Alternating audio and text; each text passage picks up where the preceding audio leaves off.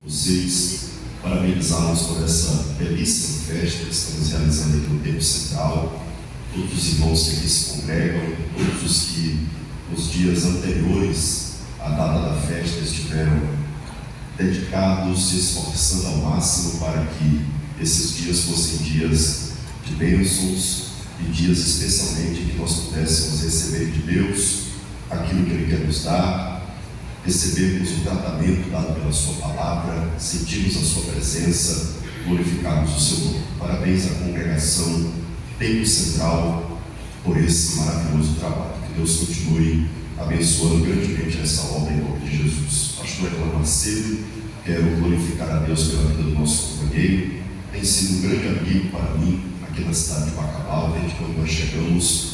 Na realidade, antes de chegarmos aqui, já se revelou um amigo, um companheiro. Estamos sempre dando apoio à minha família, em tudo que a gente precisou até aqui. Bem como o pastor Ronaldo, que é o coordenador aqui da área, e também um amigo muito especial que Deus nos deu nessa cidade. O Senhor nosso Deus continue abençoando ricamente a vida dos nossos queridos pastores. Ao nosso pastor Raposo, nosso líder, nosso presidente da Assembleia de Deus aqui em Bacabal e também da nossa convenção, um prazer muito grande e uma honra poder desfrutar também da sua companhia nesse trabalho. Todos os irmãos que trouxeram a sua Bíblia, vamos abri-la em nome do Senhor Jesus. Quero, sem mais delongas, ler convosco dois textos bíblicos. Eu vou começar lendo o texto que é o texto-chave da festa, que embasa o tema, que é o texto de Atos, capítulo 2, verso 42. Louvado seja Deus. Atos, capítulo 2, versículo de número 42. O texto diz assim: e perseveravam na doutrina dos apóstolos, e na comunhão, e no partir do pão, e nas orações. Amém? Amém. Quero ainda ler um outro texto convosco, do livro de Atos também, agora no capítulo 4, e eu vou ler, você vai acompanhar a leitura que eu vou fazer a partir do versículo 24, do capítulo 4 do livro de Atos dos Apóstolos. Eu vou ler na Almeida, revista e corrigida. Você pode ter uma outra versão, mas o sentido final é sempre o mesmo, portanto acompanhe aí na sua Bíblia. E ouvindo eles isto, unânimes levantaram a voz a Deus e disseram: Senhor, Tu és o que fizeste o céu e a terra, e o mar e tudo o que neles há. E disseste pela boca de Davi teu servo: porque bramaram as gentes e os povos pensaram coisas vãs? Levantaram-se os reis da terra, e os príncipes se ajuntaram a uma contra o Senhor e contra o seu ungido? Porque verdadeiramente contra o teu santo Filho Jesus, que tu ungiste, se ajuntaram não só Herodes, mas Pôncio Pilatos, com os gentios e os povos de Israel, para fazerem tudo que a tua mão e o teu conselho tinham de antemão ou tinham anteriormente determinado que se havia de fazer. Agora, pois, ó Senhor, olha para as suas ameaças e concede aos teus servos que falem com toda a ousadia a tua palavra, enquanto estendes a mão para curar, para que se façam sinais e prodígios pelo nome do teu santo Filho Jesus. E o verso 31 conclui dizendo: e tendo eles orado, moveu-se o lugar em que estavam reunidos, e todos foram cheios do Espírito Santo e anunciavam com ousadia a palavra de Deus. Amém?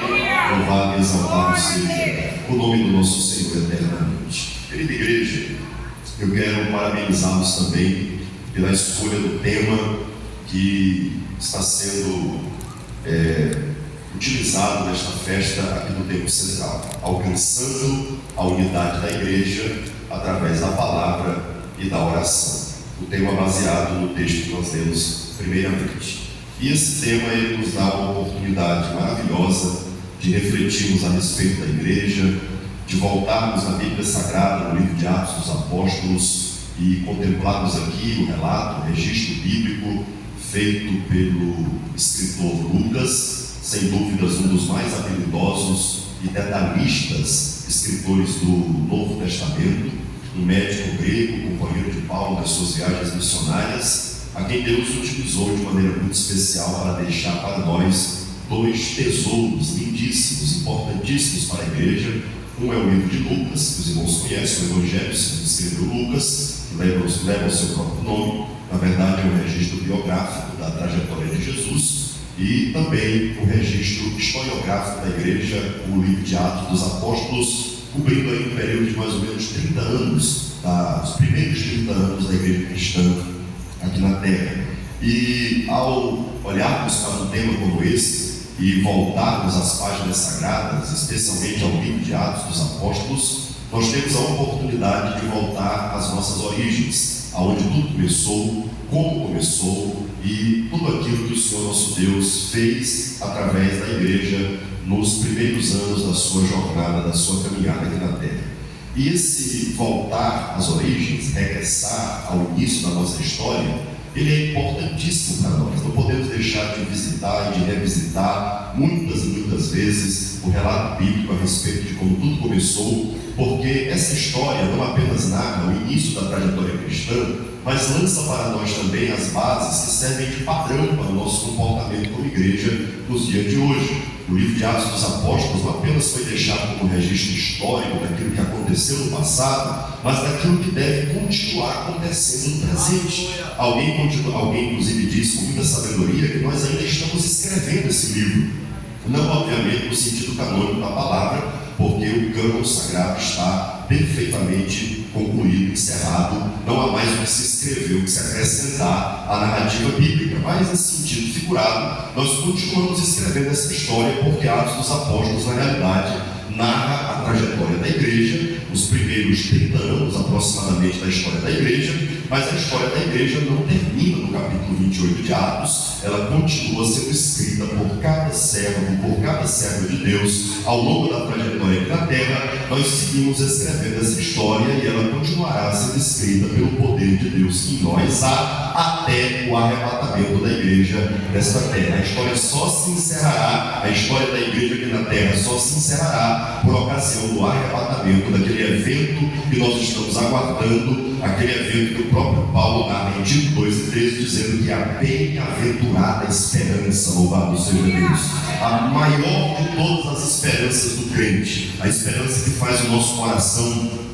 palpitar de alegria, que faz a nossa alma saltar de alegria, a esperança que renova em nós a nossa confiança completa em Deus de que nós temos um futuro glorioso garantido pelas mãos poderosas deste nosso Deus. Portanto, esse livro, querida igreja, é um livro que vale a pena, como eu disse, nós revisitarmos com frequência, exatamente para lembrarmos do modelo, do padrão que o Senhor nosso Deus deixou para nós e que nós devemos, como igreja, continuar imitando, seguindo, praticando até os dias de hoje. Alguém chama a igreja narrada aqui em Atos dos Apóstolos de igreja primitiva, e obviamente nós sabemos que quando alguém se refere a essa igreja como igreja primitiva, está falando da ideia de que ela é a igreja primeira, traz a ideia de primeiro, de algo que está lá nas origens, de algo original, de algo aonde tudo começou. Esse é o sentido original da palavra primitivo quando aplicada ao sentido da igreja. Mas nós sabemos também que a palavra primitivo, ela carrega consigo um sentido de algo antigo, de algo ancestral, de algo que talvez esteja até ultrapassado. Quando a gente fala de algo primitivo, geralmente vem à nossa mente algo velho, algo que ficou para trás, algo que envelheceu, algo antigo. Mas isso, na realidade, amados irmãos, não é o sentido que nós queremos dar à palavra igreja primitiva. Eu particularmente gosto muito desse termo que foi cunhado, esse termo igreja primitiva, exatamente por esse outro conceito que às vezes ele carrega e que para a mente de alguns no mundo moderno, como estamos vivendo hoje, o pós-moderno, onde a inovação e a criatividade do homem estão em evidência, alguém pode inclusive ser convido a enveredar por esses caminhos de inovação, baseado na ideia de que o modelo bíblico ele é primitivo, no sentido de ser antiquado e cair em desuso e, portanto, não deve ser adotado mais. É exatamente nesse caminho aí que tem enveredado muitas igrejas nos dias de hoje, especialmente nessa era moderna que nós estamos vivendo.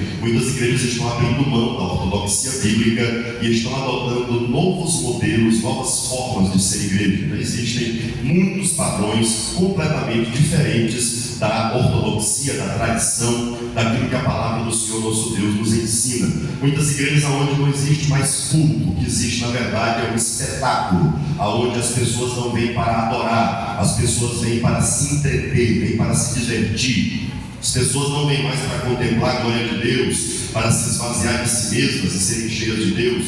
As pessoas vêm para ver todo um show pirotécnico que é apresentado para a plateia que está ali ávida, sedenta por novidade, por alguma coisa que possa lhe satisfazer no sentido de entretenimento carnal. Igrejas que deixaram de ser lugar de tratamento espiritual para o ser humano, de lugar onde nós somos desafiados pela palavra a viver uma vida mais santa diante de Deus, a deixarmos diariamente as práticas que desagradam ao Senhor e nos aproximarmos dele e no entendimento de que o Espírito Santo ele opera e produz em nós um processo contínuo de santificação até que a gente chegue à estatura de varão perfeito, até aquele dia em que nós seremos revestidos de um corpo glorioso. Aí o que é mortal se reveste de mortalidade, o que é corruptível se reveste de corruptibilidade. A entragada foi a morte da vitória, e aí para sempre estaremos com o Senhor nosso Deus na glória, perfeitamente aperfeiçoados em Cristo Jesus, o nosso Senhor e Salvador. Já tem muitos lugares onde isso, amados irmãos, nem sequer mais é falada, onde santidade é uma palavra que foi engavetada, jogada lá na última gaveta do armário, e ninguém faz questão de lá mais saber o que é santidade, o que é deixar a vida mundana, o que é deixar o pecado, o que é viver para Cristo, o que é renúncia. É o famoso evangelho sem cruz, o evangelho da autoajuda, o evangelho onde os pastores deixaram de ser profetas de Deus, ministros de Deus, e se tornaram palestrantes motivacionais. Estão lá apenas para trazer palestras motivacionais. É a famosa teologia coach, a teologia da autoajuda, a teologia motivacional. E tem muitas igrejas que enveredaram por esse novo jeito de ser igreja, essa nova forma de cultuar. Mudaram absolutamente tudo, mudaram toda a liturgia do culto, retiraram o púlpito para poder com isso também retirar a autoridade pastoral, tiraram todo mundo de cima do púlpito. Agora quem fica no púlpito é só a banda, e as pessoas estão lá, pintam as paredes de preto. A Igreja tem uma igreja que pintou até as centrais de ar-condicionado de preto. Pinta da cor que ele quiser pintar, da cor que quiser pintar, de rosa, verde, amarela, a igreja dele pinta da cor que ele quiser. Agora eu creio que o nosso Deus é Deus de coisas claras. Aleluia! A luz é agradável. Glória a Deus! Eu gosto de coisa clara. O nosso Deus ele já nos tirou das trevas para a sua maravilhosa luz. Eu não quero colocar o caminho escuro, eu gosto, só sou lado ruim. Em outra ocasião não, louvado seja Deus. Então aqui nós temos uma liturgia diferente, mas tem muita gente enveredando por esse estilo novo aí de ser igreja, o estilo de crença, onde não se tem mais compromisso com Deus, com a palavra, onde a própria Bíblia Sagrada, amado, já incomoda essas pessoas.